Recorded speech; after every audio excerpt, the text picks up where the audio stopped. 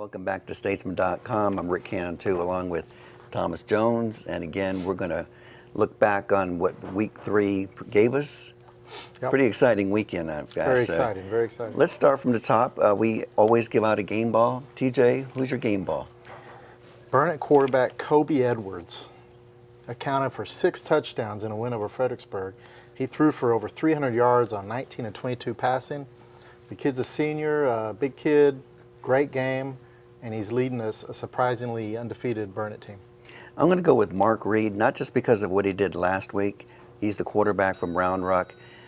He's averaging a triple-double, meaning more than 100 yards passing a game, more than 100 yards rushing a game. He's one reason that Round Rock has gotten off to this great start. A lot of storylines Week 3. What did you learn? I learned never underestimate the power of emotion in a high school football game. Leander entered their matchup against undefeated Westwood without a win, but they have a defensive back in their team named Mati Abdul-Khalik.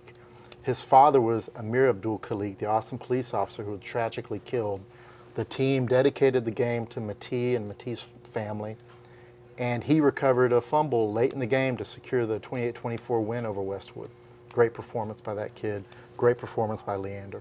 And I like the way the team responded. You know, they went to him and hugged him and carried him off the field. Yeah, very emotional. Very emotional.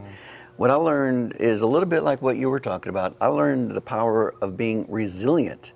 I saw Lehman earlier this year, and he lost to McCallum, and I thought, oh my God, I hope this does not become another 0-10 team. They had lost 17 in a row. I thought that Aikens was going to take it to him. Instead, it was the opposite.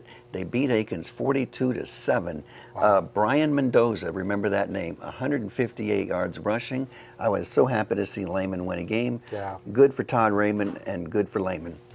Last but not least, your surprise team through 3 weeks of the season. Kind of surprising because they're only 1-1, but LaGrange, J.K. Dobbins, their all-world running back who's going to Ohio State, hurt his ankle the first game of the year.